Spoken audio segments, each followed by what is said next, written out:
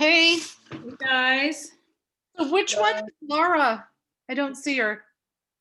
Oh, there's Let's see. I'm making Melissa, you're already a co-host, and I'm making Sophia a co-host, Elizabeth a co-host. Okay. I'll just make everybody co-hosts here just in case. Because so I'm gonna go over to here's Laura.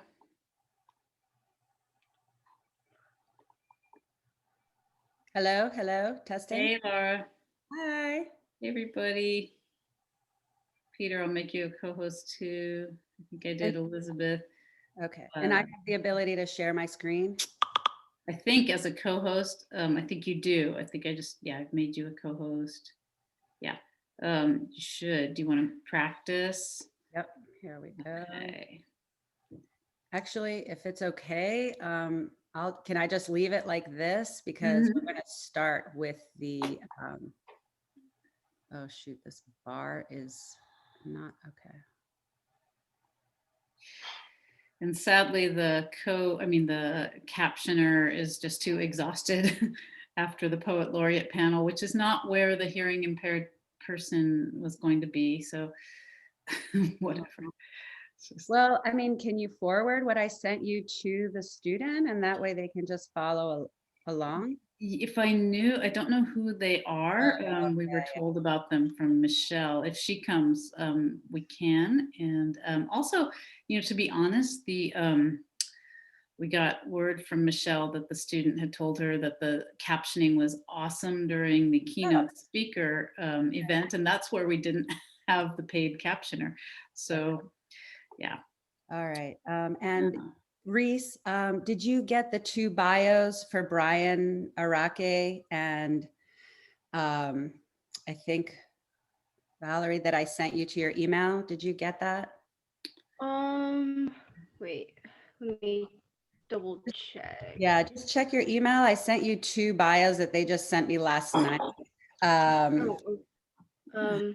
So if you want, you can just, add those in, or, just have them pulled up when, right before you're going to announce them.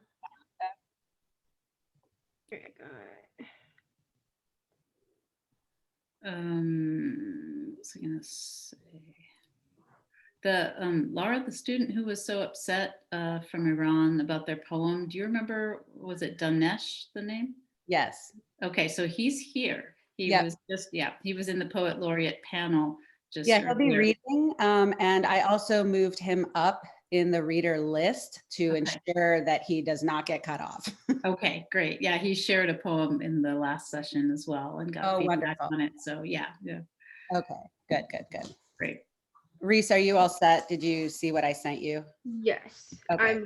I have like a separate thing where I'm putting the... Okay, great. So so at 2:15, I'll just go. 1 minute. That's 1 minute, just so you know. Yep, in 1 minute, I will just go ahead and start the music and the visual art, and everybody just mute yourselves. Oh, okay. So I've got a timer set up for on my phone for readers for 2 minutes, correct? Oh, perfect. That would be awesome. Great. We've got 37 people in the waiting room. I guess you can probably see that now. Let me just make sure none of us are getting stuck in the waiting room. All right. So we're at 2:15. So shall we mute, and shall I start? Is everybody here that we need to be here from our staff? Anybody? Yep. Sophia's there, Peter's there, Elizabeth and Reese are here. So. All right. Then you guys ready? We can do this. Yep. I'm ready.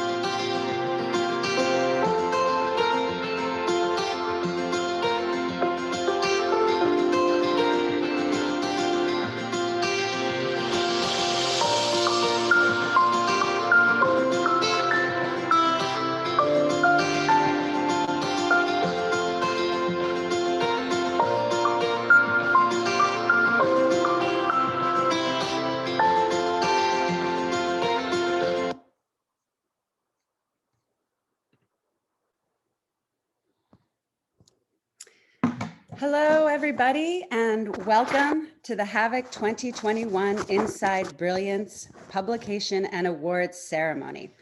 My name is Lara Abreu, and I am this year's Editor-in-Chief. I would ask for everyone to please mute their microphones and ask for your patience as we move through today's program. We have had to organize this completely virtually and endeavor to make this as smooth as possible. Thank you to all our contributors for sharing their creativity and talent, making this a most enjoyable process and a very impressive book. Just one second, here we go.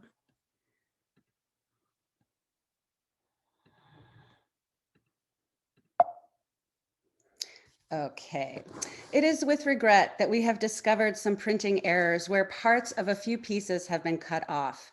We extend our deepest apologies for these errors. We have placed each of these pieces in their entirety on our website and will publish them correctly in next year's edition of Havik.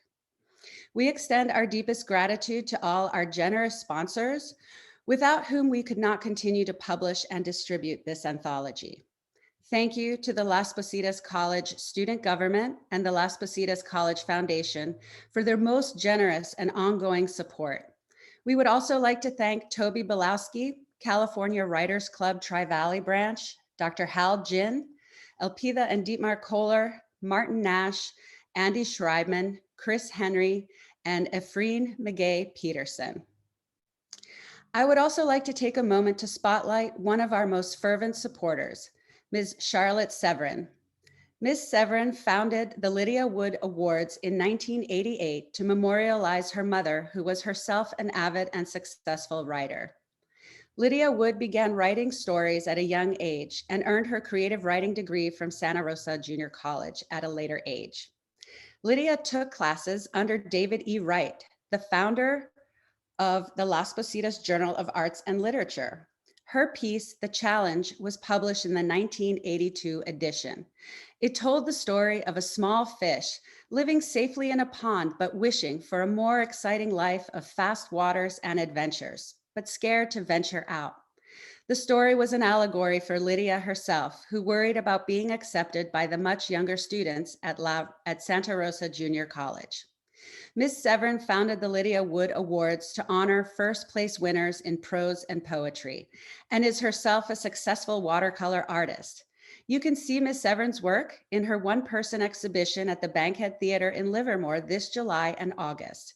The theme for her show is Take Me There, with paintings depicting scenes from all over the world.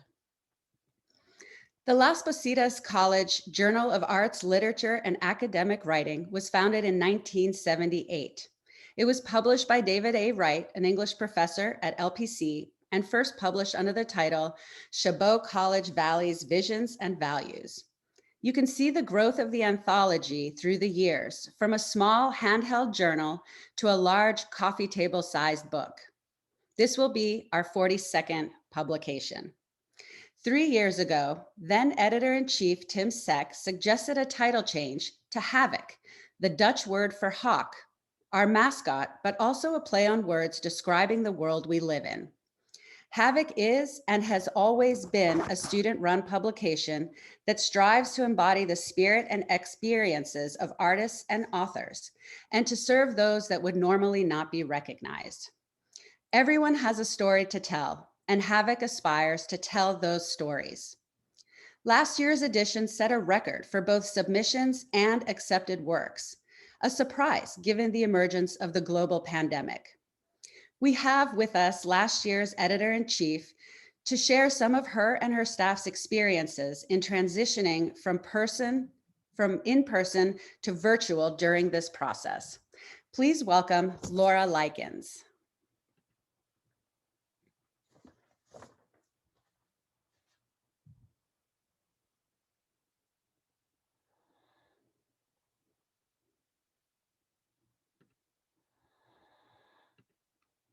Is Laura with us today? There we go. Okay, sorry. I had to ask somebody to unmute me. Oh, no worries. Welcome. Hi. Well, hi, everyone. My name is Laura Likens, and I'm the editor-in-chief from last year's Havik. First off, I would like to thank all of you for being here. A lot of work goes into creating this publication, and not everyone is always aware of what the behind-the-scenes work that goes into this consists of. My time as editor-in-chief was extremely rewarding, but it also presented some unique challenges. My staff had the pre-pandemic luxury of meeting in person, which was wonderful. And then, of course, in mid-March, we had to transition completely to Zoom and electronic meetings.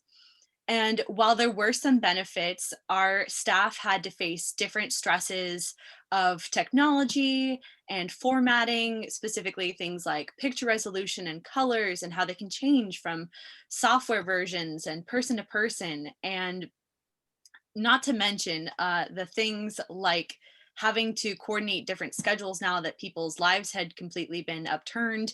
It just became a whole different world to try to navigate through this publication process. With that, we had one of the largest staffs available, and it still took us an extra few weeks to get our edition out the door. This year's staff, however, deserves all of the rounds of applause for being able to have gone completely online, not have that luxury of meeting in person at all, and still being able to finalize this year's edition so far ahead of the regular timeline that most staffs face. So I just wanted to extend a huge congratulations to you, Laura, and your staff for continuing to uphold this excellent publication and the 42nd edition of Havik. So congratulations, everyone. Thank you so much, Laura, for your kind words. And I apologize that my camera was covered with my script. I apologize, I wasn't reading the chat. But last year's record, like we said, last year's edition set a record, and this year's edition was no different. It followed in last year's footsteps with over 660 submissions from 11 countries and 28 states. This year's book stands at 274 pages. The title, Inside Brilliance, captures both the incredible talent and creativity within the minds of our contributors, but it's also a double entendre on the brilliance that can be found when stuck inside, as we have all been this past year.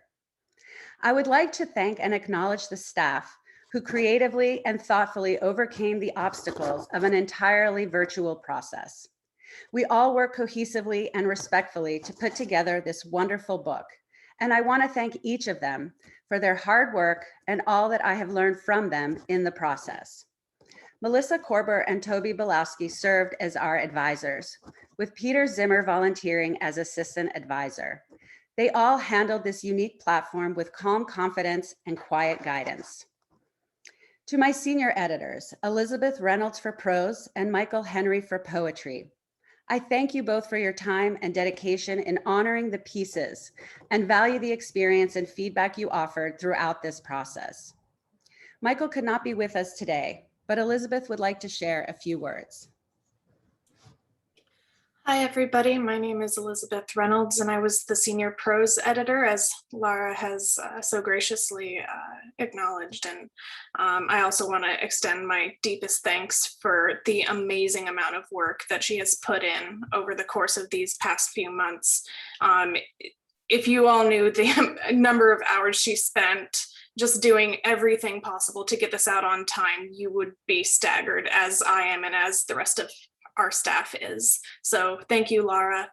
I just wanted to say that one thing that has really amazed me in the past year is how much creativity has managed to flourish. So many people have been stuck at home and searched for things to do to pass the time, and honestly, incredible works of art have come out of it. And as Laura was saying, that's really what our title, Inside Brilliance, is about. The brilliant works and pieces of art that have come about as a result of people having to be inside much more than they usually would.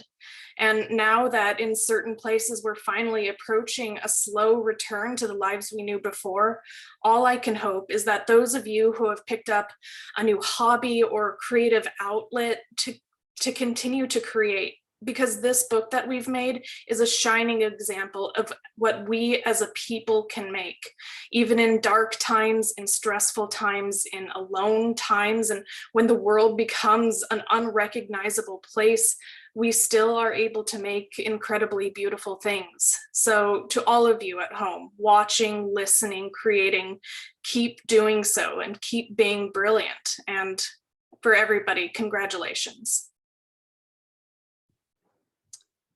What wonderful words, Elizabeth. Thank you. And so true.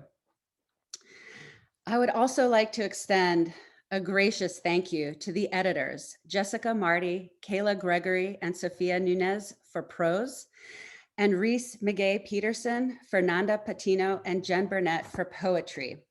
Your insightfulness and love of the written word helped create this wonderfully diverse collection of works. And a special note of gratitude and absolute awe goes to Jennifer Snook, our layout designer, without whose expertise and advice we would not have made the publishing deadline, nor such a beautiful book. Thank you, Jennifer. And now we would like to honor the winners of each category. Just a brief insight into our process. We sent the top rated pieces from each category to our judges, all professors at Las Positas College, and they sent us their top pieces. The entire process from editors to judges was blind. We offer a heartfelt thank you to our judges, Martin Nash, Michelle Gonzalez, Dave Wagner, and Jim Ott, for graciously giving their time and experience. And now on to our winners.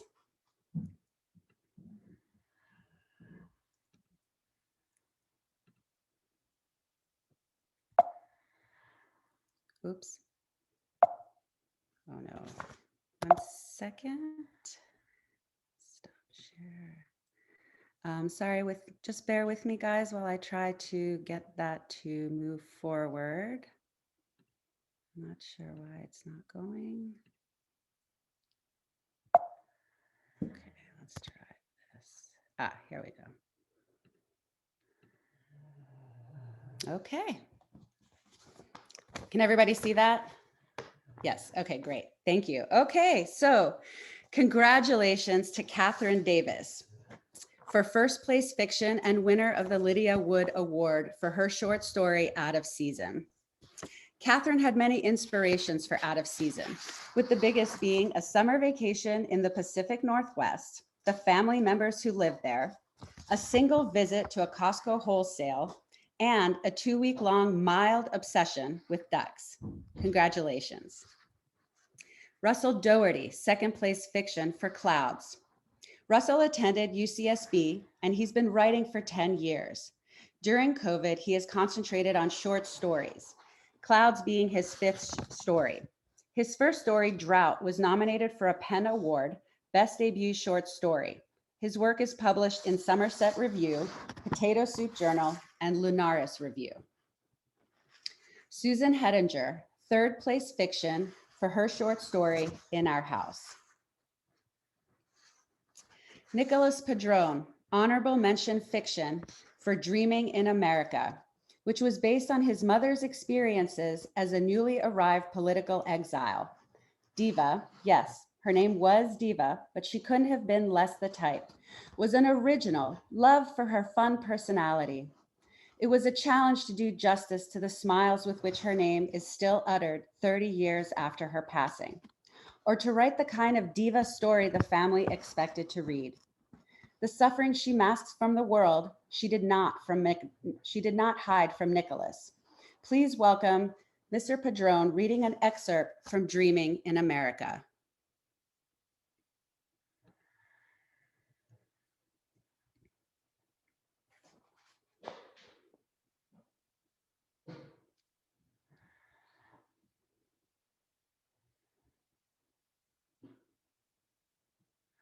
Is Mr. Padron here today? No?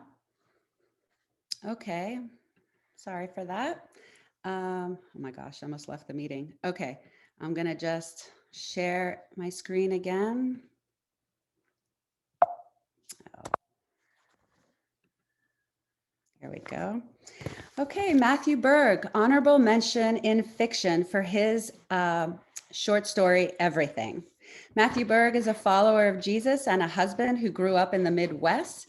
He now lives in the South after a family transition changed his life for him and led him to where he and his family now live.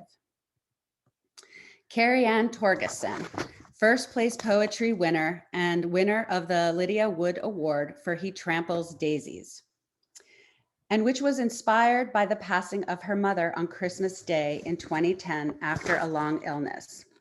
There are times when you watch your loved ones suffer that you welcome death, but when he comes, you're never ready for it. Please welcome Carrie Ann Torgeson reading He Tramples Daisies.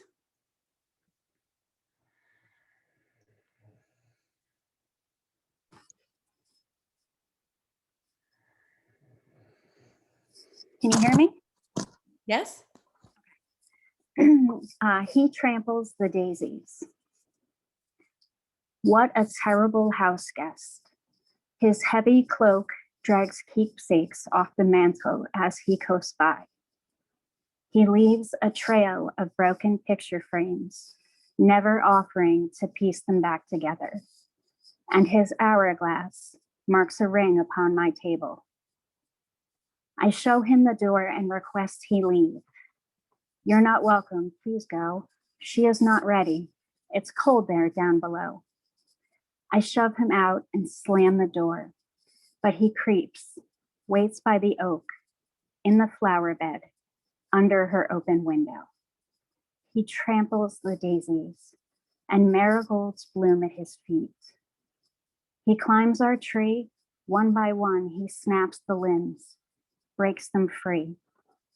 He draws closer, brushing aside the curtain to watch my mother rest. I yell from the door as he climbs in to plant a kiss upon her lips.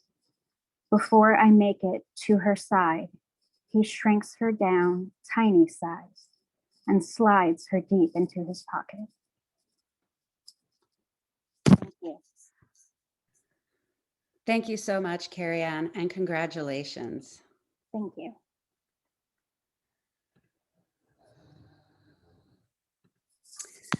Congratulations to Ben White for second place poetry for Johnny Reb, which was written after peeling back the surface of what we believe to fully look at past experiences and discover what we can know. Please welcome Ben White reading Johnny Reb.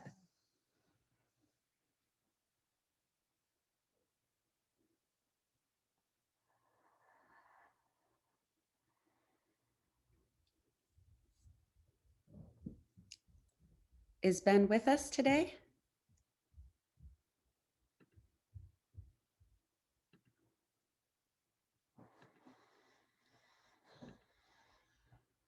I don't see him. Oh, that's too bad. Okay, we'll move on.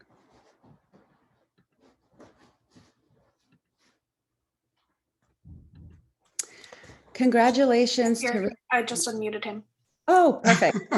Great. Welcome, Ben. Let me stop sharing. I'm so glad. I was muted. My reputation preceded me because I was muted. I'm so glad you're here. Please go ahead. Thank you. It's you never feel more like a writer when you get to be a reader. So this is Johnny Reb. Let's see how it sounds. Johnny Reb had a statue in Richmond alongside Lee and Davis that they finally took down in a time when all of America needs to fold up a Confederate flag and give it to history on behalf of a nation. A Union grateful Johnny Reb was killed and defeated in his lost cause after the local aristocracy fooled the poor white boys into thinking if they didn't fight, they were no better than the blacks, and being better than the blacks was all most of them had. As they charged up north to defend Dixie and the culture of oppression, not realizing they were as enslaved as the slaves, if not more so, as the graves of war ignored the purpose in the service of the South, where they were trapped in the persona of Johnny Reb.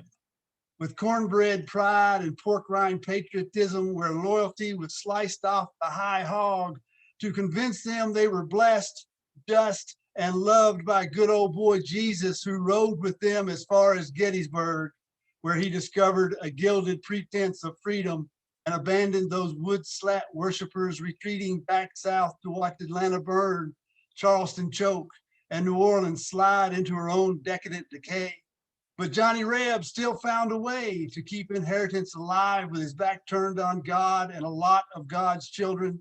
As he got off his horse, turned in his rifle, and starved on dirt and dust, creating a new God to trust, who was forgiving, loving, kind, and white, ready to fight dressed in sheets with an unholy faith, preaching inhumanity, inequality, injustice, and fire, burning at the end of a rope while celebrating the hope of regaining a moonshine lifestyle beneath the cross, where everything lost would be restored, while nostalgia and poverty went hand in hand and the past was cherished, where purity had not perished in the fantasy of ideas held by the race, still longing to chase dreams of superiority by keeping the minority frightened in the night, excluded from the law and segregated from the Constitution, of agitators up north who might travel back and forth, but who would never understand the Southern man as a tragic Greek figure, having suffered so much at the hands of aggression, when the lesson to be learned was in watching the residual impacts of the Union's victory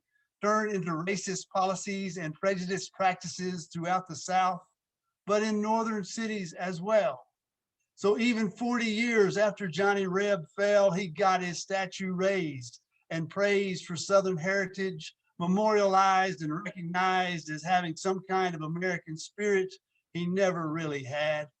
He was just a kid given bad advice, ready to sacrifice his life for a fundamentally counter-Christian cause, convinced he was right and righteous while his white skin and whiteness were turned into values and given credits for morality, ethics, sacred justice, and the beliefs he didn't understand well enough to guide him through Reconstruction. So the seduction of power perpetuated the hour of his ride. When the rebel yell he cried was a call of culture that could never keep up, no matter how many blacks were tormented, cheated, defeated, excluded, or murdered in the Southern name of Johnny Reb heritage.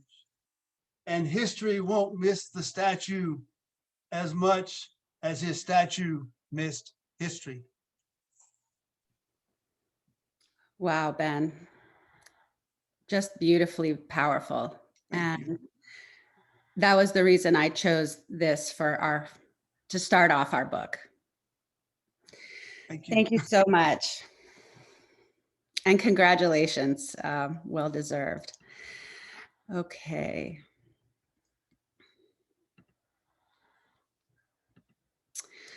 Congratulations to Richard Stimac for third place poetry for his poem, Visitation. Richard grew up in a Midwest steel mill town of Eastern and Southern European immigrants. He is not nostalgic for the past. No family that lived in a 3-room tar paper sided house had an easy life.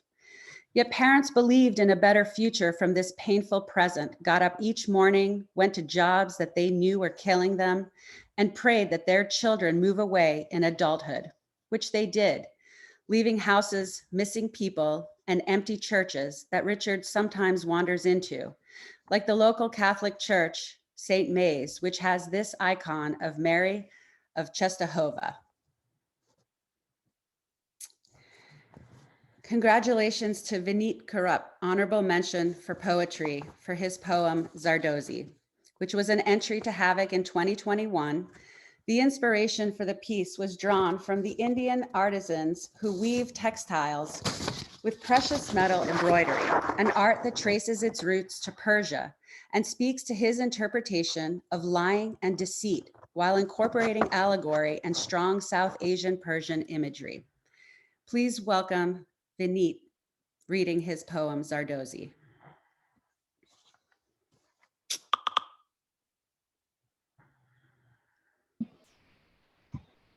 Hi, everyone. Can you hear me? Great, perfectly. Wonderful. Thank you all again, and I will begin reading now. Zardozi. It is with suspense that I watched a seam of intricate half-truths symmetrically pour out of metallic lips. The waving crease between them pouring consistent threads of precious comfort tied to manipulated golden smiles. The art of misleading is as exquisite as the Zardozi weavers whose fingertips leave treasured dust on the fabrics they métier. Such dedication is so seamlessly passed from threads of embroidered luxuries to the serrated malice of falsities. The incredible affinity to source, distrust, and pain is plated into patterns of floral paisley, aptly crafted to take after the shapes of blooming teardrops. Perhaps it's why this morning, the edges of my mouth undid their selvage and began shedding gold flakes, a sign that I too had recently indulged in a lie. Thank you all. Congratulations, and thank you so much.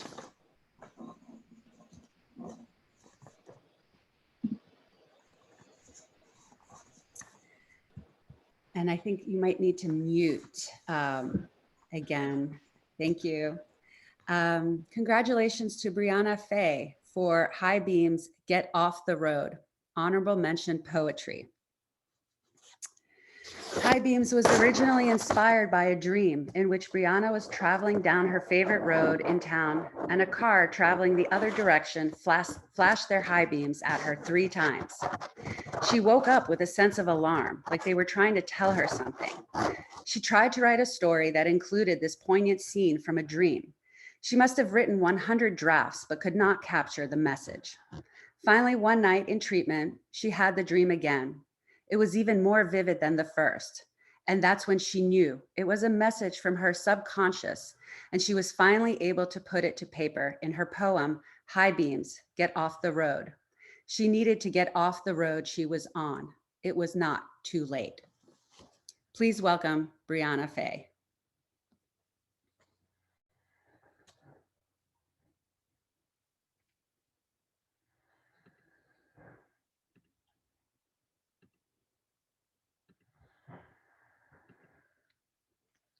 If you're here, Brianna, you might need to request to be unmuted.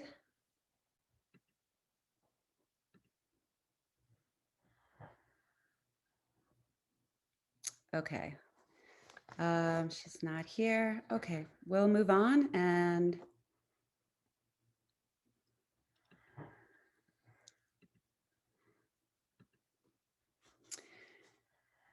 okay, congratulations to Yunus Mohammed for first place visual art for his piece, Open Wounds. Mr. Mohammed is an Iraqi Kurdish photographer. He is currently based out of Erbil and works as a freelancer for newspapers and magazines. Although he has had a lifelong passion for photography, he was unable to pursue it due to the war. Ultimately, he spent 2 decades in Iran as a refugee. He graduated with an MBA from the University of Tehran, and in 2011, he quit his job and started his journey as a photographer. His work has been exhibited internationally and published widely in publications, and he is the recipient of multiple awards. Please welcome Mr. Mohammed speaking about his photograph. Hello, everyone. I don't know, do you hear me? Yes, we do. Thank you.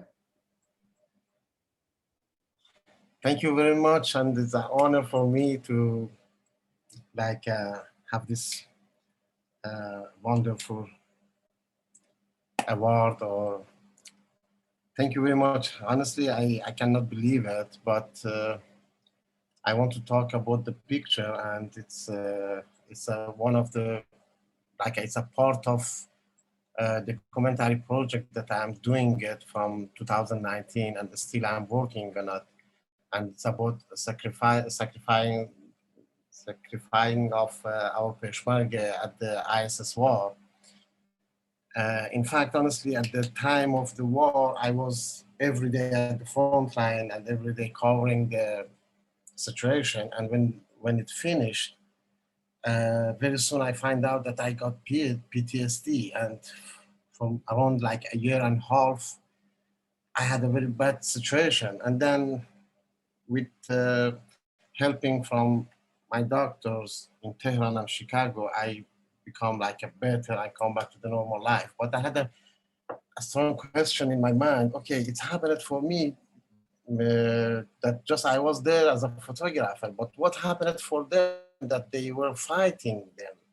And this question opened a gate to the project for me, and I start to finding that people that who wounded at the fighting. And during this, visiting them, I find some story that I feel shamed if I talk about my PTSD, because they are in a very difficult situation, physically, psychologically, and everything.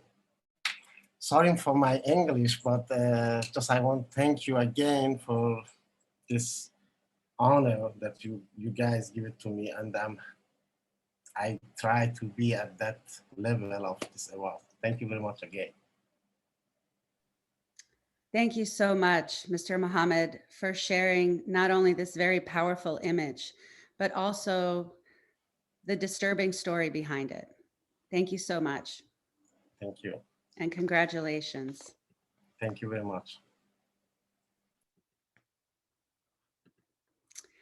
Congratulations to Yim Ivy Wu for second place visual art for her piece Travel. Ms. Wu is an art student at Las Positas College, a housewife and a mother of two living in Danville, California. She likes painting different themes, especially portraits with oils. Ever since she began drawing as a child, her main interest was to have figures in all her favorite artworks. After she grew up, she has been trying to represent the figures in a way that she cannot express with words or writing. Please welcome Ms. Yu talking about her piece.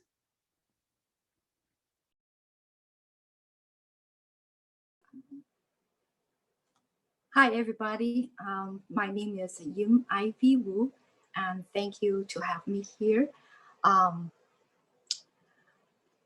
Besides mentioned, I have also been greatly inspired by the natural world since I first come to California as a young adult from Hong Kong.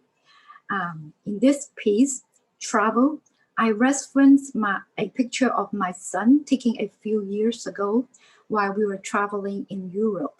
I especially like the different values and color contrasts on his face under the sun in the picture.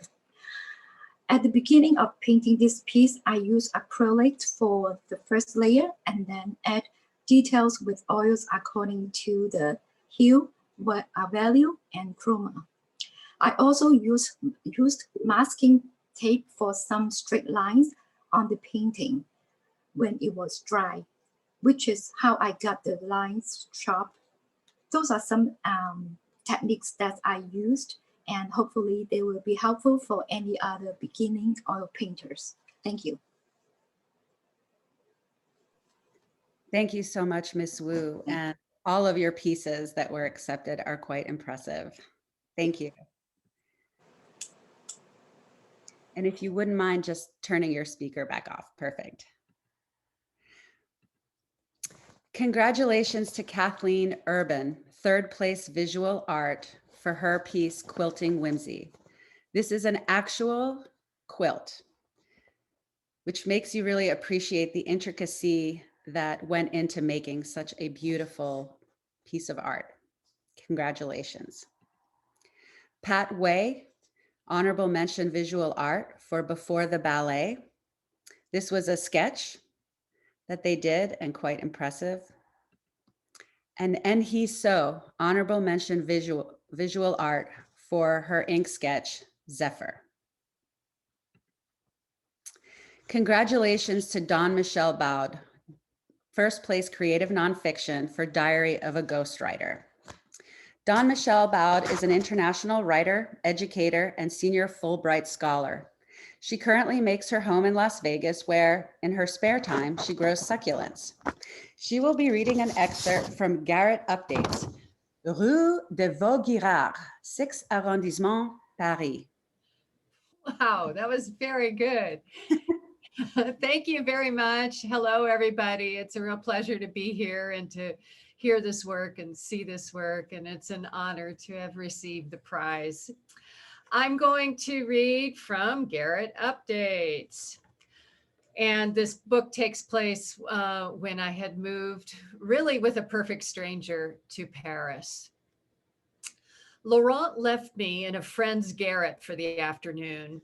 We'd moved out of the hotel and into the garret for a few days while the friend vacationed in Normandy and Laurent searched for more stable digs. The friend, a thin man with a thin mustache, seemed nice, but a bit odd. Many years later, there'd be rumors about things that I'd rather not share. The apartment was small and dark, but clean and well kept, tucked discreetly under the eaves. It had a minuscule kitchen and a sleeping slot elevated over a clothes rack, an armchair next to the dormer window. Beside the chair was a small table topped with a phone. I ignored the phone. I stood in the dormer window and looked out upon the rainy city with resolution and purpose. Even damp and gray, Paris was the most beautiful city I'd ever seen, with exquisite stone architecture everywhere the eye roamed. I recognized the Jardin de Luxembourg below, with its secluded fountains and walkways the color of biscuits. And in the distance, I could see a shiny black skyscraper thumbing its way into the clouds. But the city itself was a cipher. I didn't yet understand how the Seine divvies Paris into right bank and left bank, how arrondissements are made up of quartiers, and how in turn every street and every building is a repository of French culture. Gertrude Stein had dined with Henri Matisse and Pablo Picasso only a couple blocks away, while Ernest Hemingway and F. Scott Fitzgerald downed absinthe only a few doors in the other direction. But I didn't know that. I had nary a street map, let alone a guidebook. The only thing I really knew about Paris was that I wanted to stay. Do it, ordered the phone. Of course, the phone didn't really speak, but its very presence, its ipso facto existence conveyed the message. I didn't want to do it. Absolutely not. Instead, I studied the streets below, mentally preparing for my first solo outing. I pinpointed Rue something with its bakery a few blocks away. Laurent's peace of mind required a constant supply of fresh baguette. So that was my first stop. The second stop was an épicerie where I could buy ingredients for dinner. The chef at Augusta's, where I'd waitressed in Berkeley, had taught me my best pasta recipe, especially how to kill the heat before the tomatoes turn to mush, but release enough juice to lube the noodles. Laurent loved me so much that I doubted he'd put me on a train back to Greece, but my first home-cooked meal would prove that I wasn't just a bimbo with an arty graduate degree and a passion for antiquities. I was a keeper. Scottish boyfriend loved the meal. A flock of pigeons plunged from an adjacent roof and soared into the furrowed clouds. In some other quadrant of space-time, 9 hours behind and roughly 5,700 miles to the west, Scottish boyfriend was probably waking up in our apartment next to AA, jewelry and gun. He would be sitting on the green vintage couch I'd bought, or lying on the futon I'd bought, drinking tea and watching the morning news on the TV I'd bought, or reading a little literary fiction, preferably by African writers, before heading off to the press. He had no idea that I was looking out of a rooftop window in Paris. The steady stream of postcards and letters to the US had halted. I went dark when I left Athens. No one knew where I was. Scottish boyfriend especially needed to know. My emotions roiled. Guilt, regret, and fear spun me one way. Triumph, freedom, and hope turned me the other. My very own psychic gyre. But I couldn't clutch the windowsill for long. Laurent would be home in a while. Duty pushed me into the armchair. I dialed. Thank you. Wonderful. Thank you so much for sharing that. That was wonderful. And what a great city to write about.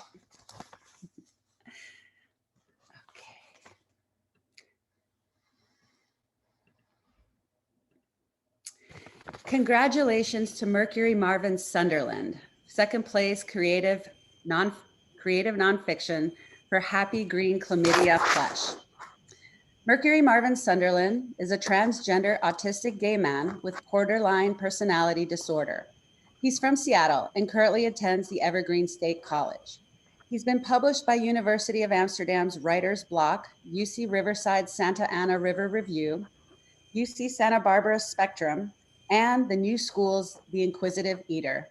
His lifelong dream is to become the most banned author in human history.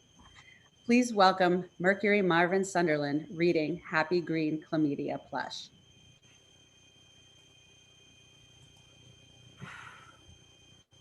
A happy green chlamydia plush. dark green sprigs of hair on the scalp, black teddy bear eyes, an open, grinning green mouth, and orange tag. It's cute.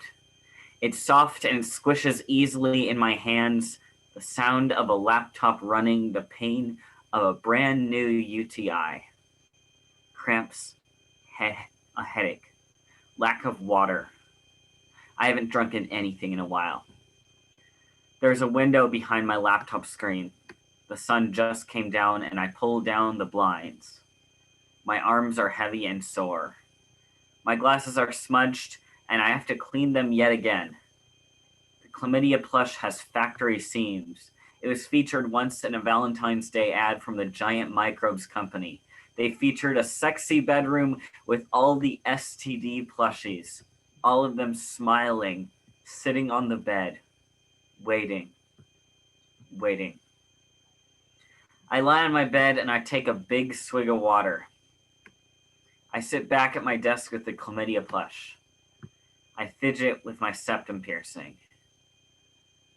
It's been a long time since I last had sex. It's not that I haven't wanted to. It's not like I haven't been asked to, but there's a pandemic going on. At first, it was said by the King County Public Health that coronavirus wouldn't spread sexually and that you should wear masks while doing the do. But all I could think was, why the fuck would I want to have sex while wearing a mask? Masks do not exactly steam up the sexy times. I appreciate masks and the importance of them, but if you're telling me that the only way I can have sex in a pandemic is by doing it entirely masked, then I'd just rather not. Sex is not socially distanced. But then they discovered soon after that coronavirus is sexually transmitted after all. So I guess it's a good thing I didn't try the COVID sexy times. The plush is comforting a squish. It's cheerful and fun and brings a whole new meaning to Toy Story or the 19 billion other versions of that same joke every adult makes about that kid's movie. The fur is shiny, welcoming. Squeeze and release. Wonderful, Mercury Marvin, and thank you so much. Congratulations.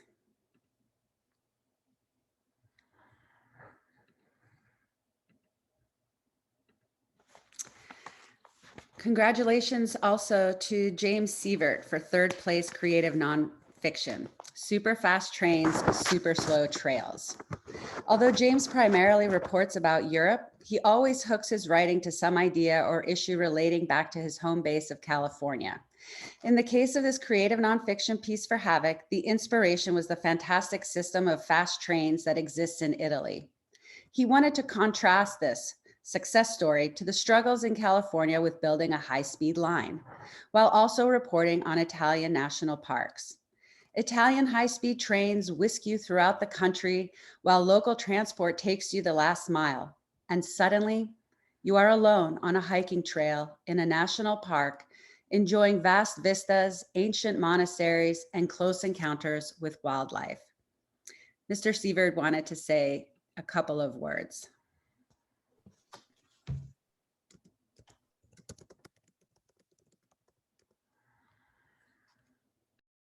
Hello?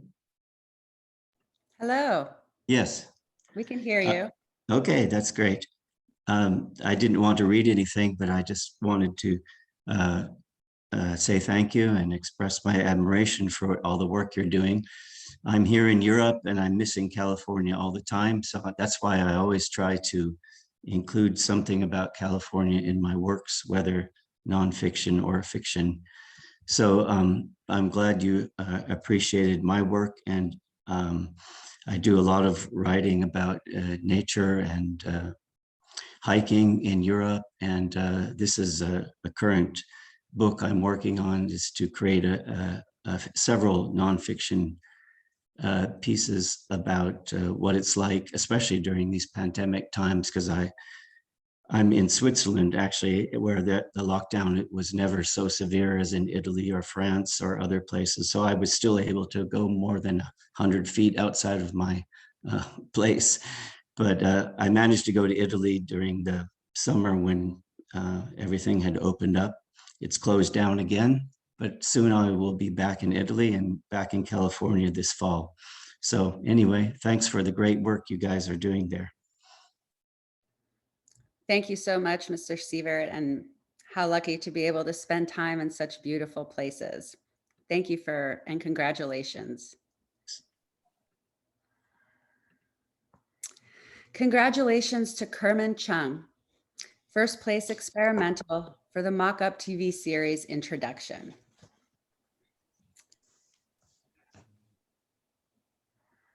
And if Kerman is here, I'm going to just share. Yes, hello. Hi, welcome. Thank you. Thank you. So Kerman is originally from Kalmykia, Russia, and is currently a third-year graphic design major at California College of the Arts. And she came to CCA as a transfer student with a diploma from Seneca College in Canada and a degree in literature and philology from the university in Russia. With a 2-year-old son, thanks to the pandemic's forcing of online classes, Kerman was able to return to school after a 3-year hiatus. In 2018, she took a time-based media class where she learned how to make an introduction to a TV show. Please welcome Ms. Chung speaking about her piece. Hi, thank you so much. I'm very honored. Yes, so my piece is a video of based on the show that the show was based also on a movie by Oliver. Can you go to the next? Yes. So yeah, on a book which was based on a real story about the CIA agent John O'Neill. And I would like to talk a little bit about this process of creating this video, since our teacher Joanne Rasford taught us how to create an ultimate balance between form and content through the visual mediums as Adobe After Effects, photography, typography, all the elements. But the very important lesson I learned is how to make a story, how to tell a story, how to create a story. So first we were making the mood board because we haven't even seen the show. It wasn't even out yet. So it was very challenging to make a video based on just some information. And so the mood board and then the storyboard. So where we had to, find out the shapes, the particular shapes and forms and colors, how to convey our story. And so we created themes, the logo, the colors, the fonts, and the texture of the show first. And yes, and then the imagery. I was making a lot of imageries by just like analogs with the little nails and threads and this table I made. But a lot of actual work didn't come to the 40 seconds video. So I learned how to eliminate unnecessary stuff from the video. Thank you.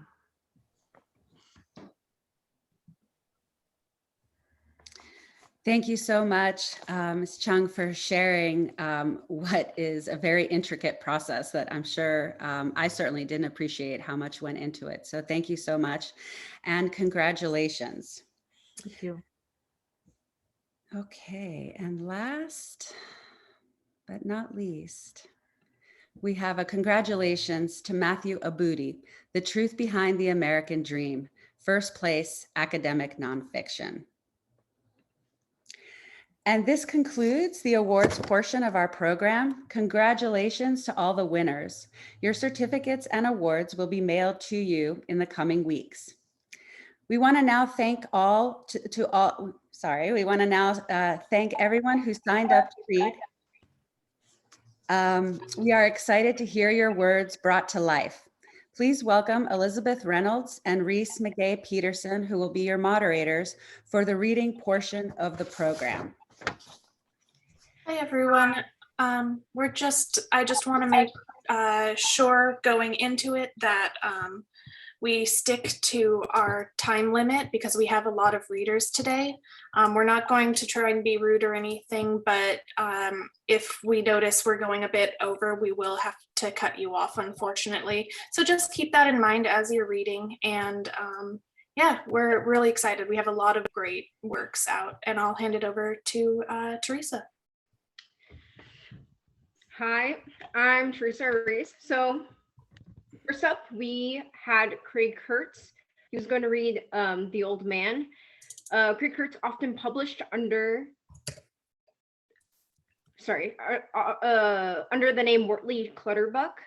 Craig Kurtz is also more light verse and plays more light verse in serious journals such as Dalhousie Review, Quadrant, and Read than any other 21st century poet. But he is not here, so we are going to go right over to Brian Arake with his poem, Anything is Profound. Brian is an English teacher, writer, and artist based in Hudson Valley.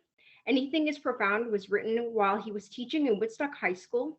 It was inspired by novelist Ben Lerner's angsty attitude toward academia and a Terrence Hayes poem. Without further ado, Brian Arake. Hi, thank you for the introduction. But yeah, anything is profound. I stand up to claim. I don't think anything is profound. I shove all my profanities into my back pocket. I shave my head and call it quixotic, for the camera in their mind's eyes and my tongue is at a junction with sophisticated verbs or lips, and the bilabial aspirations are just what colleges claim is air, or whatever you call the frustrating frictions of me attempting to break the ineffable, the everyday oh fuck, that's all, the sake of syllables. And that's the whole poem. So thank you guys. All right, thank you so much, Brian. Up next, we have Emily Mathis.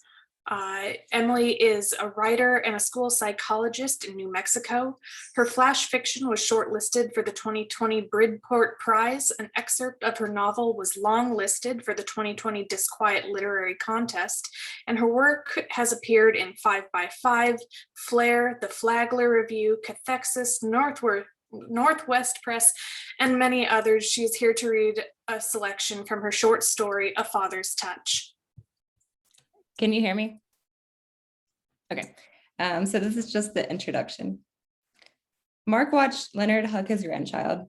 My grandchild, Mark reminded himself, Leonard's great-grandchild. Mark was sitting in his parents' living room. He was a grandfatherly age, 55, and the girl, his granddaughter, was a granddaughterly age, not yet 3.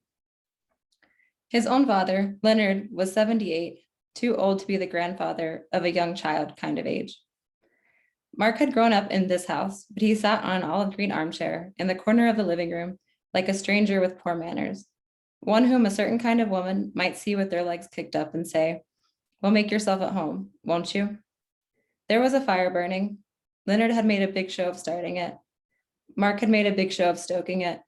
Leonard watched him critically while he did this and mumbled to the women of the house that he wished Mark would learn to let things be. Mark and Leonard sat in opposite corners of the room, as far away from each other as possible. Leonard on the long tan leather sofa where everyone else, all the women of the family, sat. Mark sat alone, like an island to himself, he thought. If he had said this out loud, his mother would say he was a sensitive man who thought too much. His father might roll his eyes and groan. So Mark kept it to himself. But yes, it was true. He was an island to himself. There was a large octagon-shaped glass table that separated the two men, and Mark pretended to be watching the TV, but he was actually watching his father and the girl's reflection played out on the glass. Mark watched the way Leonard held his arms around the girl, the way she sat in his lap, the way he draped his long arms around her body in a casual, relaxed, comfortable way, a kind of way that said he had been doing things like this hugging and loving, all his life, although Mark certainly did not remember it that way. Thank you so much, Ms. Mathis. That was wonderful. Up next, we have Bill Yuan. Bill graduated from a major in psychology and is now an inspiring fiction writer and mental health blogger. His short story that he'll be reading from today, Knock at Midnight, draws from an actual event in his undergrad years, plus the always present remorse as an emotion that impacts personal identity on a deep level. Bill?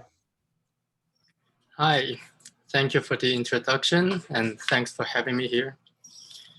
So here's a short excerpt from my short story, Knock at Midnight. The clock was ticking, the shorthand about to strike 12, soon to be overshadowed by the longer and faster arm, not only a fraction of a degree behind. My head was spinning. Then I heard you. Bang, bang, bang. Strong, rhythmic, and loud, especially at an hour when nothing was awake. I turned my spinning head from my never-ending thick volume towards the pale entrance to my apartment, seeming somewhat gloomy in the dark. In the dead of the night, only the silent humming of my heater, mixed with the quiet hissing of my breath, were audible. Bang, bang, bang, stronger, faster, and more urgent than the last round. Are you kidding me? I was starting to get annoyed. In my head, you must have taken a shot of espresso or 10 to be performing a series of drumming on my neighbor's door. For God's sake, I'm trying to read. I walked toward the pale exit that now seemed to glow outrageously in the dark. I knew you didn't hear the door creaking open, drowned by your thundering rhythm. Also, you jumped at the slightly aggressive hi as I stuck out my head into the warmly lit corridor. As it turned out, you were no artist, no drummer, and you were certainly no, as I initially imagined, angry disturber of the holy sleep. Not that I was having any. The moment I saw your eyes, all the thoughts of my thick volume and the big deadline next day went straight out of my head. Through the window of your soul, a telling emerged. You were worried, extremely. You were a student, anxiety-stricken, didn't know what else to do other than drumming on your friend's door. All right, we're gonna have to stop you there, Bill. Thank you so much. Thank you. All right, thank you. Next up, we have Diane Thiel with her poem, The Slide. Diane Thiel has published 10 books of poetry and nonfiction, with a new book of poetry, Questions from Outer Space, forthcoming from Red Hen Press in spring 2022. Thiel's work has appeared widely in journals and anthologies. A professor at the University of New Mexico, her awards include PEN, NEA, and Fulbright Awards. Without further ado, Diane Thiel. Thank you. And it's actually Diane Thiel. I know, I realized that after I said, I'm like, shoot. Yes. Teal like the color, even though it has an H in there. So thank you. And I wanted to say just a few words about this poem. Most, if not all of us, have at times let things slide to avoid conflict. And we might all at some point have to make a choice about something we won't let slide. So this poem speaks to such a moment, and the poem has a visual effect of sliding down the page, and the version I'm reading has just a few small revisions. Okay. The slide. Sometimes to avoid conflict, we might let it slide. Some of us over time have developed quite a smooth side that will slide the muck thrown down off of us, leaving barely a trace to an outside eye. But eventually it becomes clear that not everything can slide. Some things are just too big, and if we try, it would crush the slide, rupture a fissure in the ground. No one would know how to fix such a deep rift, heading all the way down to an abyss. Clearly, at least to some discerning eyes, such a slide would be too dangerous. The hazard tape wrapped all around the slide would become a permanent fixture in the park. So if I can't let this one slide into that chasm, I know I have to speak, But from too much experience, I also know exactly where this will slide regardless, what this will trigger with such debris having collected here for years. Hard to watch, but easy to predict. The mud flow that will follow, taking everything with it.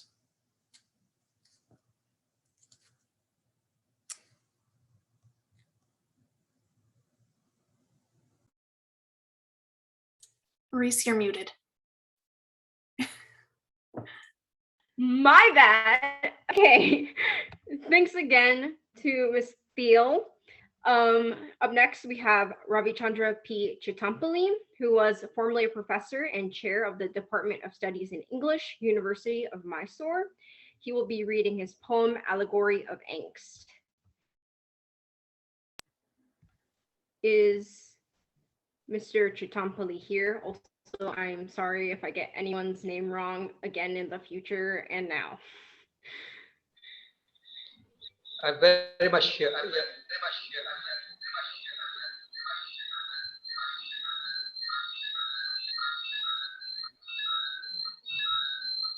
Can you hear me? Yes, but there's quite an echo. Is it okay now?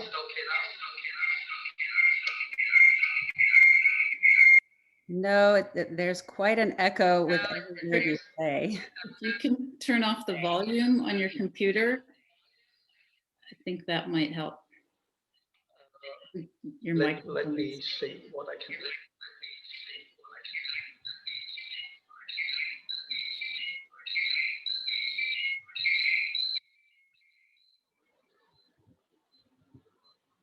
Is it okay now? Oh, I'm sorry. Why don't we do this? Why don't we move on to the next reader? And if you're able to fix that, we'll come back to you. Does that sound okay? Sure. Okay. Thank you. All right, sorry, one moment. Our next speaker is Julian Esteban Torres.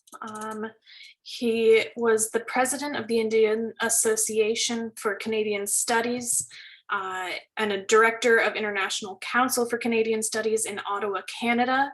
His experimental piece is an audio piece on our website. It's called Sleepwalking Through the 20th Century. And whenever you're ready, Mr. Lopez, you can take it away. Hi, my name's Julian. Can you hear me? Yes, we can. So I don't know who that was, the bio, but that's not me. No, okay. That was my mistake. I'm so sorry about that. But I'll just go into the description and then I'll end with my bio. So I submitted for the experimental portion, and it was I'll read a little bit about it. It was a 19-minute experimental audio story that takes you through the different turbulences, nightmares, counter movements, hopes, and warnings of the 20th century, with the intent to disrupt us from a false sense of security and the challenge to disengage ourselves from our complicity and neutrality and comfort and privilege during turbulent times. Because as Audre Lorde so aptly put it, your silence will not protect you. As an ode to my and maybe even our collective past, I created what I call an abstract and surrealist historical poem soundscape I've named Sleepwalking Through the 20th. For this piece, I researched several public domain audio archives and sampled different public domain sounds, broadcasts, interviews, and speeches from the 1900s to create a pastiche, a postmodern tapestry of a century drenched in hope, fear, war, and transformation. I regard the 20th century as a phantom limb, another land. I am simultaneously of that century, yet no longer from it, a metamorphosis you too might be able to fathom. With this piece, I speak with a voice I never owned, that of others, but it is fully ours, yours and mine. It is our shared history. The past is a foreign country. It is the ultimate abstract and surreal poem. and we are all its artifacts, all its ancestors. We are all foreigners. So hopefully you get to check out, listen to the piece. And if you don't mind, I would like to read my bio. So my name is Julian Esteban Torres Lopez. I'm a bilingual Colombia-born culture architect with Afro, Euro, and indigenous roots. For the past 2 decades, I've studied different systems of oppression and have worked toward humanizing those who have been socially, politically, and geographically excluded from the hierarchies of power by centering, elevating, and amplifying their voices, histories, and experiences. I am the founder of the social justice storytelling movement, The Nashona, where I also host and produce the Nashona podcast. I've published several books, poetry collection just coming out soon, and I write a lot of different essays, memoirs, and short fictions. So thank you for the time and for this amazing community. I really appreciate it. Thank you. So now we have up next Sharyar Danesh with his poem Idiot. He is from Iran and has studied English literature at Tehran University. In this poem, he will voice his feelings about the culture and society of his land on both implicit and explicit levels. Hello, do you have me? Have my voice? Yes. Hello. Yes. Okay, I'm just gonna start reading. Idiot. I'm the life of a shadow, the shadow of despair. May the life inspired by hell, and it ain't fair. On the corpse of my hopes, rotten roots, lethal pride, rapping, rolling, rocking on the bed of Cyrus every night. I tell Cyrus, take a nap, I am up. Cyrus peeks from the breach of his coffin. Then he cries, I am burning, help me, God. Geez, Cyrus, what the fuck? I look admonishing. I chill the temperature by the cold gaze I share every day. In metro, taxi, in a rusty bus, while walking, crawling, howling and running to the park with a bud, buy a drug, to the dorm, running buck, cheap weed in a suck, yuck. It smells like yuck and works like yuck and feeds us up with one more puff, a big fat puff. We then laugh a little, cry a little, nag a little, not think a bit, less a little, then go to sleep. Wake up, erected, go to college, meet some ugly makeup girls who deep down I want to piss on. But I'm rejected continually by the whores of Babylon. Apparently, I'm the oldest wrinkly cock of Persia. But I keep on, the same bullshit again, over again, till I get graduated with a used stupid degree that I can marry or call a bitch, but never a dick to fuck a job with. Behave yourself, Cyrus says. Well, sorry, I'm pissed. Shit, popped up. My girlfriend's knocked up. Other dudes fucked her too, but I showed up with her, so shut up. Cyrus laughs. And now her brothers and cousins are coming to kill me. She was a saint, apparently, keenly, sewing her virginity clit to butts while repenting to a funky god. Such a heavenly view. And I'm shocked, like, oh my, what the, oh my, what the, oh my, what the, but I got a fetus in the belly of a slut. No money, no future, no job. Puke on my heart, spit in my cup, hurt, drunk, sitting by the university, pissing freely wherever I want, kidding with Professor Benji, master of 17th century. Duck, yo, don't be carefree. You'll trouble yourself, says he. Well, maybe. Shall the spirit of doom save me? Loves me she so firmly. He didn't piss back and escape me. Cyrus is shocked, like exclamation mark, exclamation mark, exclamation mark, exclamation mark. Then I sermon the scholars. I ejaculate knowledge. Now I am magic, grand witch, and y'all my academic whores. I write pain on you, so you write pen on them. I'm the prophet of beats. I'm a scar. And like a mirror, I will break. Zarathustra listens interestingly while smoking opium.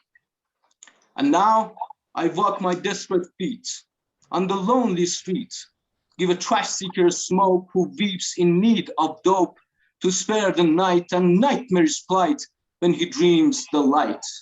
Oh, the light, lying like light, Moloch, murky monster light.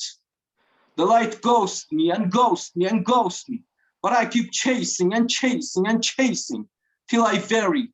Then I tell me, pause, realize you're the shadow of nothing. Well, yes, I am nothing, jaded, a ghostly, shadowy nothing, faded, waiting on the edge of a cliff, looking into the abyss, naked. And now cars pass by me and caress me. My people love me and bless me. I see my girl in a car with the other guys. Trash seeker smiles. A kid shrills, my soul cries. Heaven lies, hell lies, Epiphany cries, Cyrus cries. Right then my brain and spine scattered on the pavement tiles. Tehran, bye. Cyrus, bye. Whores, bye. Moloch said, idiots, idiots, idiots, idiots, idiots, die. Well, that's it. Thank you. Thank you for the time you gave. Of course, thank you so much for reading that. All right, next up we have Kaylee Hamilton with her poem Black Against White.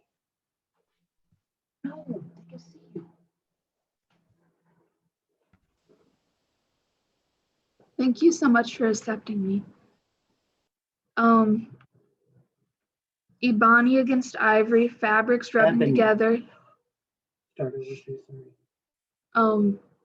Ebony against ivory, fabrics rubbing together, causing static electricity, can't sew it together. Just stuck in the same mindset of hate that each individual thinks is different. Roses are guns when you don't forgive. Everything is offensive and we go back to the distressful ache. Black against white, when you put your magnifying glass or spectacles to use, all you can see is the past abuse. Take a step back, see the big picture, then forever, you're richer. Black to white, white to black, give me so much love, the colors scream. We'll never turn back, never fight ourselves, for that is what we can do when we stick together without the glue.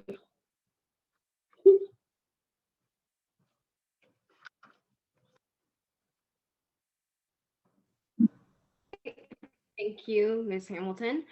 All right, next up we have Gregor Wilder with his poem A Drowning Man.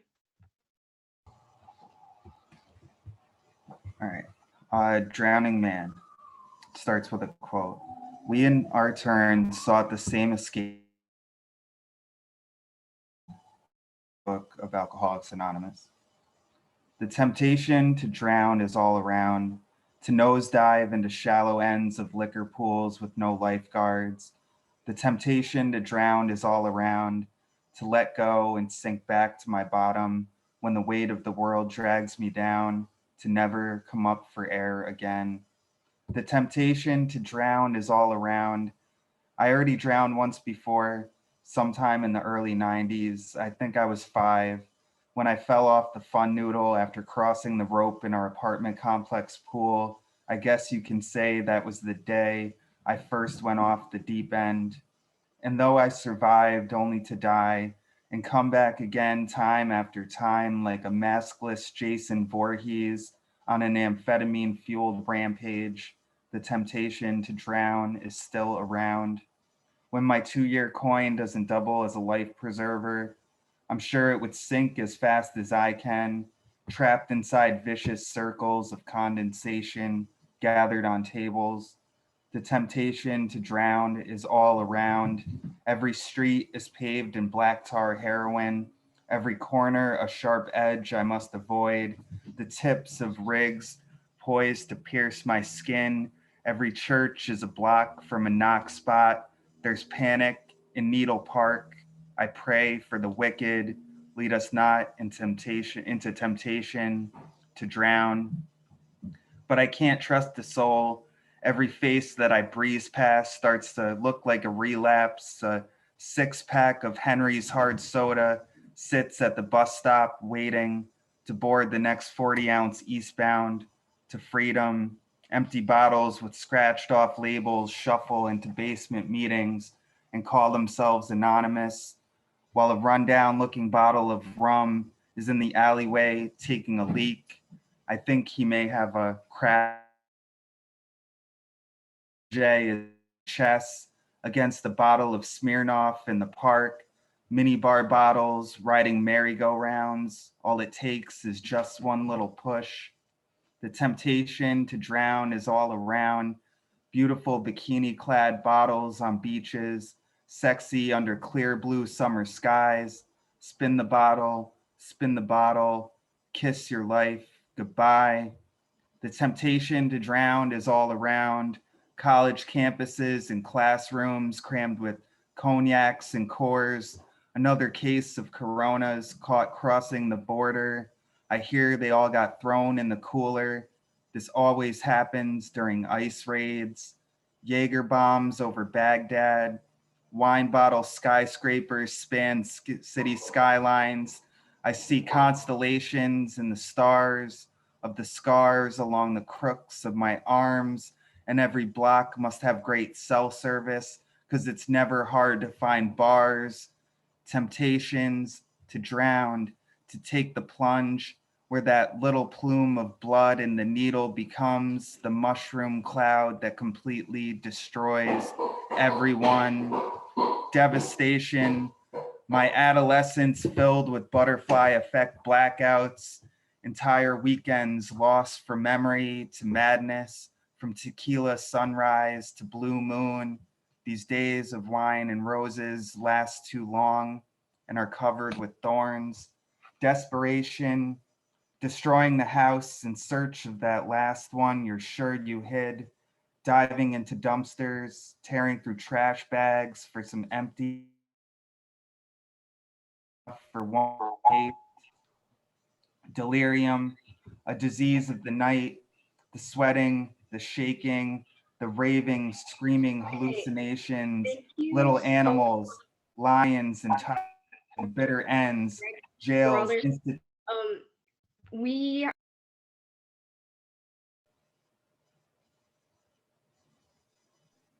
Reese, you're muted. Yeah, someone muted me. Okay, really sorry about that interruption. Great poem. But we're short on time, so we're gonna go to the next person, which is Katie Pfeiffer and her poem "To the Man Who Told Me." Writing poetry is the only way Katie can express the suppression she feels, and the coarse language of this poem comes from the coarse realities of this society. Can you hear me? Okay. To the man who told me I should have died the night of the robbery, your scathing words missed my heart. Instead went in a corridor of my brain, which worry hung in a museum for my soul to question. You see, I wish the robbery was the hard part.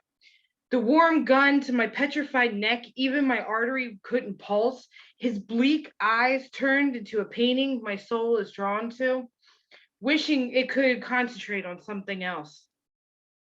But his eyes couldn't emulate the man who stood in front of me. To the man who told me my parents would enjoy my benefits when I die, what am I supposed to say? Thank you, take care. Did you fantasize the blood that would flow down my neck, or wish for my heart to stop? Could we switch? So your mind is staring at the kid's painted eyes while I leave the museum? Thank you. Thank you so much, Ms. Pfeiffer. Our next speaker is Kevin Wilson. He is a Livermore resident and wrote his short story, Girl from the Bookstore, about a brief affair between two college students. In it, he explores the elements of their instant connection. Mr. Wilson?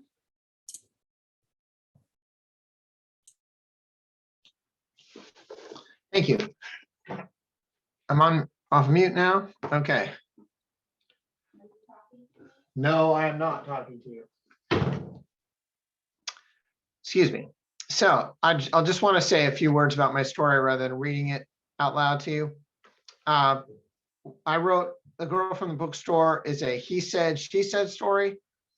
Like I said, about a brief affair between two college students. I start with the boy's point of view and then go right back to the beginning and tell the story again from the girl's point of view.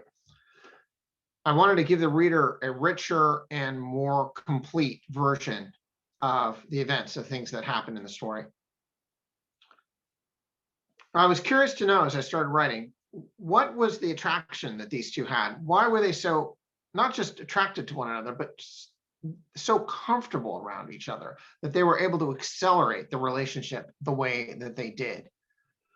I decided they must have had some similar background in, and I thought about in theater, if they both were in theater.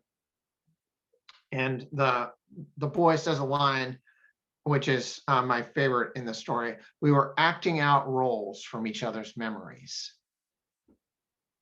And so they were pretending to be old lovers, old friends, even though they had just met. And then we come to the scene in the bedroom. And this was an opportunity to broach the subject of consent. Consent is a hot topic in college campuses these days, and it's something as a society that we're all wrestling with, or should be. And here was an opportunity to show how consent can be communicated, how it can be granted and received in the context of the moment. And it really made the story feel relevant and contemporary for that reason. I hope you read that story, and if you enjoy it, I have a novel. It's called Revelation, and it's under a pen name. KJ Cartmel is my pen name. And you can also find me at KJ Cartmel at all of your favorite social media platforms. But thank you very much for your time. All right, thank you, Mr. Wilson. Next up we have Michael Ball with his poem On Our Hill. Michael Ball was born in Oklahoma, raised in rural West Virginia, lived around the South, then Greenwich Village, and settled in Boston. Wrote this and that, newspapers, magazines, technical manuals. He came to poetry in Boston Hyde's Park. His pieces appear in numerous journals and anthologies, kind of low-key, as in no adultery, no indictments, and his 3 sons all still talk to him. Without further ado, Michael Ball. Good evening. On our hill, daily, even in brutal weather, one neighbor traverses our steep hill. This claudicated climber clamps her twisted left foot and sets it firmly at each stride. We all wince at her struggle, but she stays on task. She keeps us honest, we who find the weakest excuse for inertia. She is a warrior who does not roar nor clang sword to breastplate. On her route, she always greets the couple like matched salt and peppers, the frail pair, 2 sallow gray heads, police their wee yet lush triangular garden twice daily at an intersection named for a long dead World War I soldier of low rank at just one of such street meetings that Boston insists on calling a square. We could look south to Savannah to see how squares are done. 4 spindled forearms recall white birch, though not as thick, smooth, nor pale. These 2 also walk our steep hill daily. My eyes greet hers as she strives upward, and my mouth says, "This is some hill." She glances at her man, shuffling, lagging. This hill is the only thing keeping us alive. They advance together in joint measure, steadily and slowly, as a fog cloud arriving. Thank you. All right, thank you, Mr. Ball. Next we have Liz Fortini and her poem Prelude on a Rainy Evening, which was published in Las Positas College 2013 anthology, All That Remains. Liz lives locally and translates her poetry into other languages. Thank you. Prelude on a Rainy Evening. evening. The prelude in F sharp waits below an octave, then another. Imitation ivory follows along. She feels a sound come forth with a diversity as you like. Her lips slightly parted, hands spread for andantino, physical ache which can be relieved by cool water running over fingers. Capricious acceleration turns to melodious inflection, flooding listeners' ears with language that caresses. A sinuous play, the more they might want to forget where tomorrow is. The pianist replaces each key with furtive nostalgia.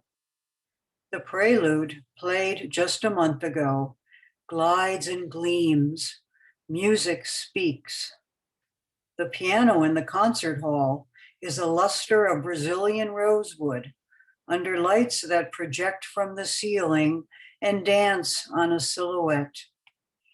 Approaching crescendo, the audience looks up, those minute drops of sweat which glisten on her face, trail to a pocket of abandon and joy as the last note passes over her shoulder. Melancholy fades to a distant solace. Thank you. All right, thank you, Ms. Fortini.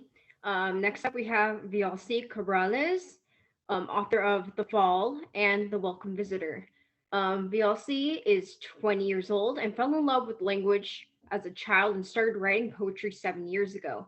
This is her first time being published, and she looks forward to publishing books of both prose and poetry in the future.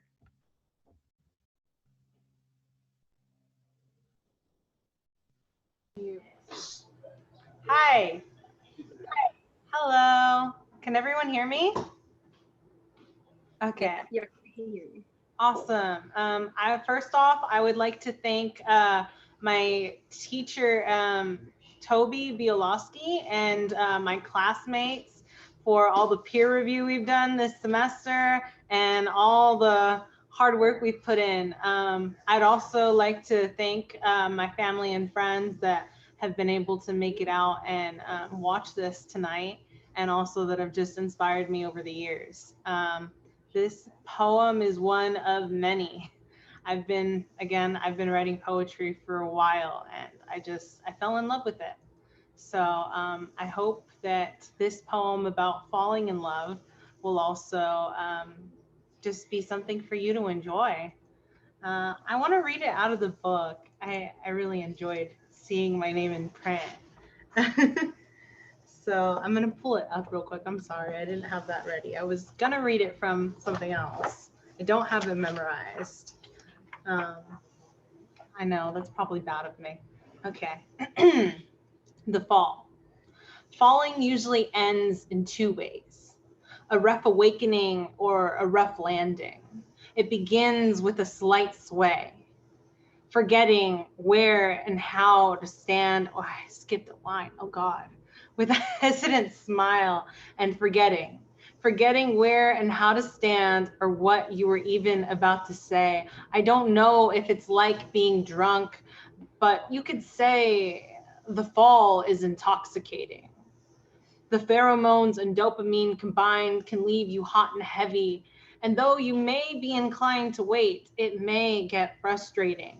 The fall is not at all about the stuff that leaves you sweaty, other than some sweaty palms. It is the precursor to asking someone out. It's about trying to see if you're ready for that first kiss when there are bombs going off in your chest at sharing the same armrest.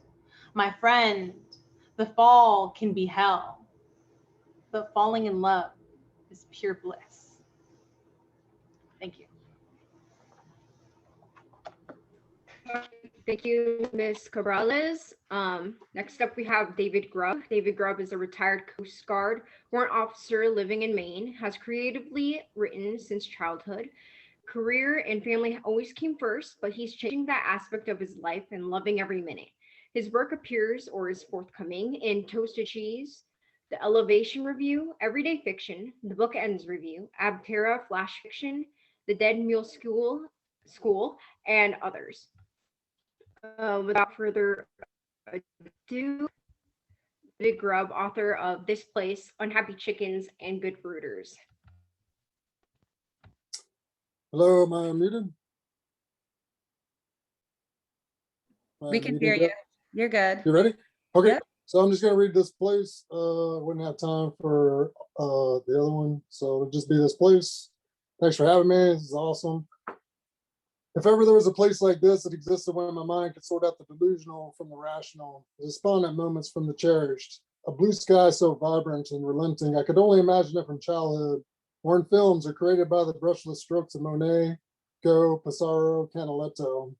If not, then in my dreams before the trumpet swans broke free, the trees grew toward heaven while being pulled toward hell, the clouds pillowed in dramatic shapes that delight and terrify. I yearn to go back for a visit, to stroll along the riverbank and re-immerse myself in memories of life without added girth, darkened eyes with sagging bags around them, a diminished libido and cognitive dissonance. So lie next to you in the cool grass and let our minds wander, our bodies inflate, deflate, inflate. Ask you frivolous questions I've asked before while eating endlessly from a gilded picnic basket. Sing the songs from yesteryear and dance the silliest dances in history, the Humpta, the Macarena, the La Bamba, Tootsie Roll. If ever there is a place like this, and I bequeath it to the world, to the brown-haired girl who sat next to me in detention and wrote haikus, to the loners who never catch a break, to the urban dwellers whose endless sprawl rarely lets them breathe easily, and to the misguided who need sanctuary anywhere they can find it, especially in nature's boldest landscapes. Freely, without dues, fees, or compensation, I give it to ensure it doesn't vanish in the vapid recesses of my mind, or become lost in time, or disintegrate from climate change. If ever there is a place like this, I may have been there before, could have been there yesterday or today, but I'm certain I'll find myself there when the time is right. All right, thank you. Appreciate it. Have a great night. Awesome job. All right, thank you so much, Mr. Grubb. Our next speaker is Justin Nagundi. He is a Ugandan writer with work published in Writers Space Africa, the Kalahari Review, 101 word short stories, and Midnight and Indigo. He is here to read his piece, Sweaty Roses. Mr. Nagundi?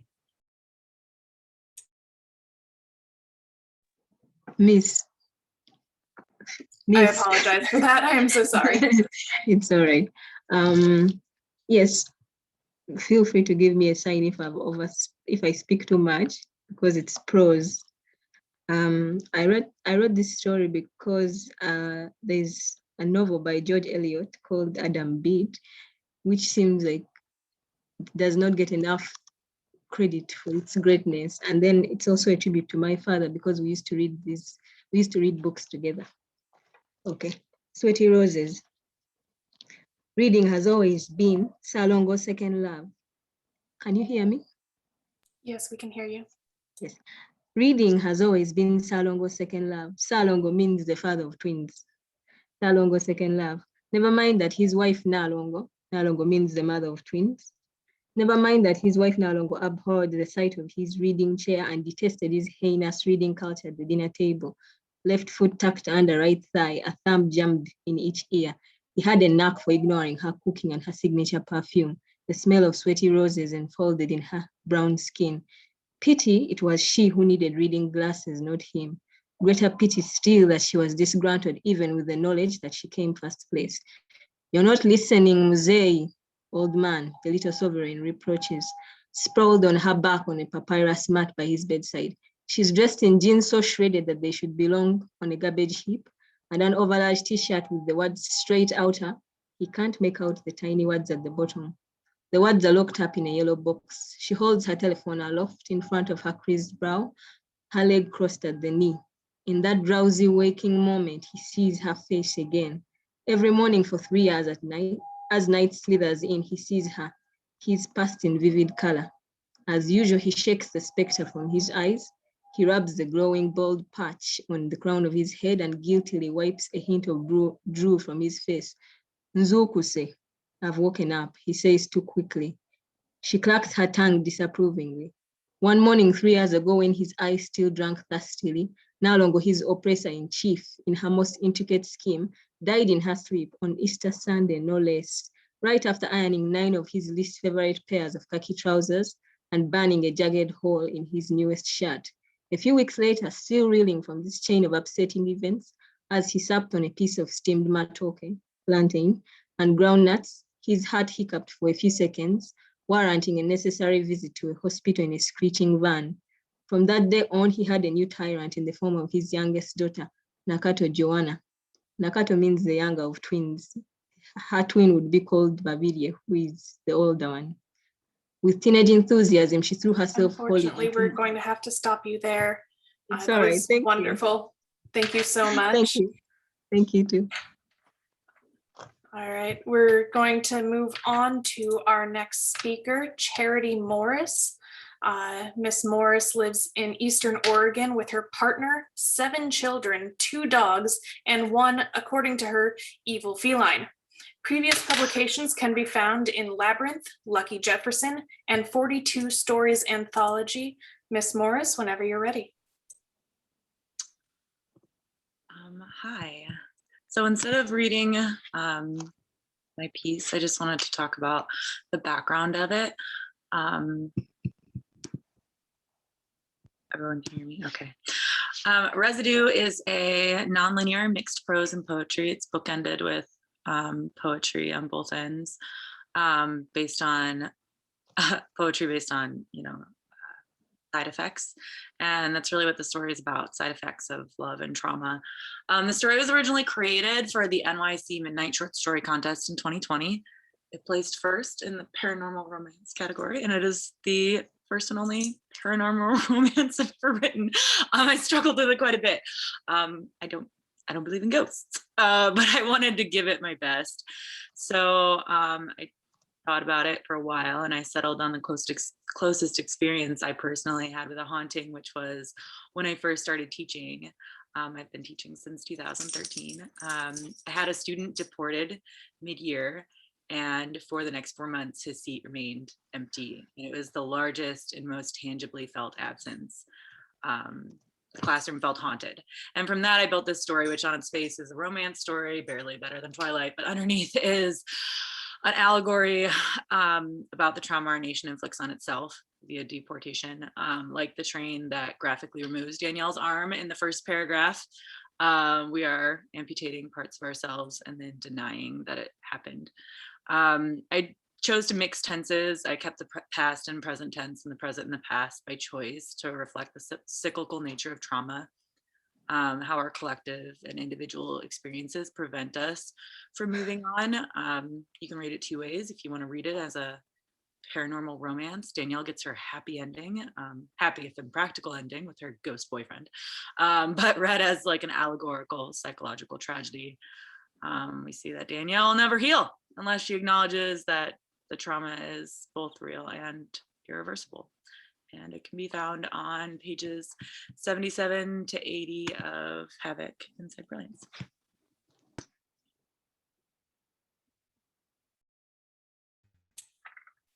All right. Oh, go ahead. Are we just going to me? Okay. Yeah, just to check if Rebecca Burns is here. If not, we have to move on. Okay, I'm just going to move on to Miss Mary Elliott with her poem Summer Lights. Mary Elliott is a writer and poet based out of Santa Barbara, California.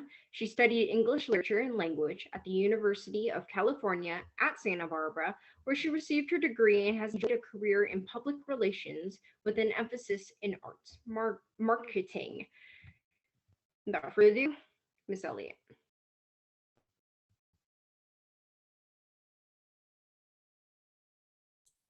Is Mary Elliott here? I know we're going a bit over time, so if you are scheduled to read, we're of course going to go to the end of our list. If you do have to duck out early, please let us know. It looks like Mary Elliott unfortunately had to leave, so we're going to move to the next person in our list,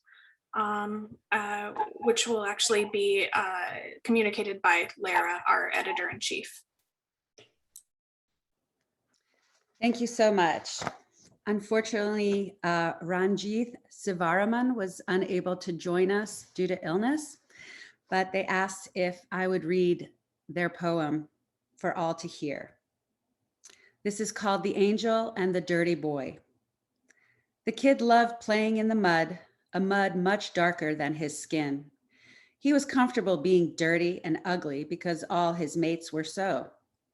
Deep inside him, always dreamed in vain of a cute little angel who will descend from the sky with an alluring smile and tempting soul. The angel took his hand and slowly made him clean. They walked into the woods, climbed the hills, ran through the plains, and swam in the rivers. They admired the orchids, pissed off cuckoos drenched in sunlight and burned in rain. They tasted fragrance, drank tears, danced in storm, fought for memories, hugged breathlessly, and froze in moments. And Kid asked the angel, "Where are your wings?" The angel told him, "I forget to mention, I was never an angel, but I didn't want to hurt you with the truth." Thank you so much, Rajith Sivaraman, for sharing that beautiful poem. All right, we're going to go to our poet, Nesrin Hassanli, with her poem, Melancholy Is. It's Nesrin's first year at Las Positas College, and she's honored to have her poems published for the first time.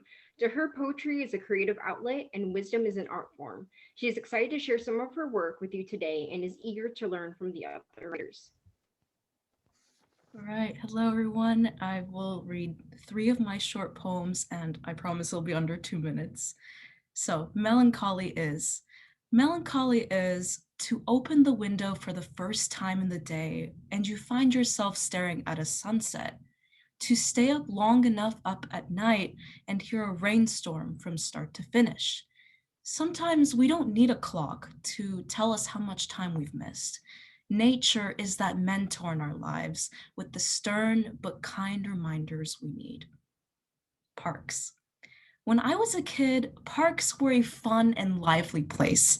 I could never get enough of the slides. I always had a cheerful smile on my face. Now, parks have become my escape. I keep going on the swings and swing so high, hoping it'll free me from this world and launch me into space. Wish I could go back in time and be carefree again. Taxicabs. Every day and every moment, we come across different opportunities, like a city pedestrian being surrounded by taxicabs of various varieties. But when we're surrounded by so much, it can be easy to see nothing. When searching for a purpose, we can get drained from overthinking. And when the night comes, we've walked for so long and are weary. Seeing one taxicab then is a blessing that has entered our journey. But the driver won't stop until you choose to raise and wave your hand. So take that first step and don't let your goals get crushed to sand. Thank you. All right, thank you for that lovely reading. Next, we have W.F. Lantry with his poem, Sequoia. W.F. Lantry is a native of San Diego, currently living in DC, has 2 full-length collections, The Structure of Desire, winner 2013 Nautilus Award, and The Terraced Mountain. Honors include the National Hackney Literary Award, Potomac Review, Old Red Kimono, Comet Magazine, Crucible, and Cut Bank Poetry Prizes. He edits the online Peacock Journal. Hi, I hope this is working. It looks like it is. When I was very young, 5, 6 years old, we used to go camping in the Sierra Nevada mountains all the time. And there was a place called the Giant Forest. If you've ever been there, you could camp in the Giant Forest back then. And in fact, there was a meadow called Crescent Meadow right there. And the sequoias were so huge, if you looked up, it looked like there was a cathedral around you. Anyway, this is called Sequoia. Small fires burning forest litter, bark and fallen leaves are common here. They run in lines up hillsides, clearing ground for seed of giant redwoods whose low branches hold their cones above the flames. Sequoias need bare ground for germination, open sun, and constant water when they're small. But when they've grown for a few centuries, the glen becomes a place unlike any on earth. The trees make red cathedral columns, bark grows 3 feet thick, and curved ridges enfold 10-meter trunks. Their tallest branches arc 100 meters up. The widest girth, the largest things alive are in this place. And yet, through smooth proportions, their light grace seems natural, as if all earth should be a grove like this, a place unbounded by our expectations, forests uncontrolled by any force. Their limbs buttress the sky, their upper boughs forming a canopy like Chartres' ceiling. Sometimes sunlit rays slant through the forest shadowed morning haze as light slants through rose windows, and our eyes can't help but lift themselves as if remade by seeing light reflected red and gold. We find a different form of seeing, shade receding, and the multicolored skies make even desert sunlight appear dark. Thank you. Thank you so much, Mr. Lantry. If only we could be so fortunate as to be able to camp there once again. Loved your imagery. I just wanted to see, we are at the end of our readers, but I wanted to circle back and see if Mr. Chitampalli was available. If yes, I see you. Are you able to join us? You're still muted, sir.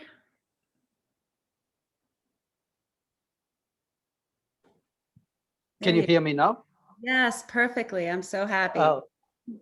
Glad. Thank you for having me here, and thanks to everybody at Havik.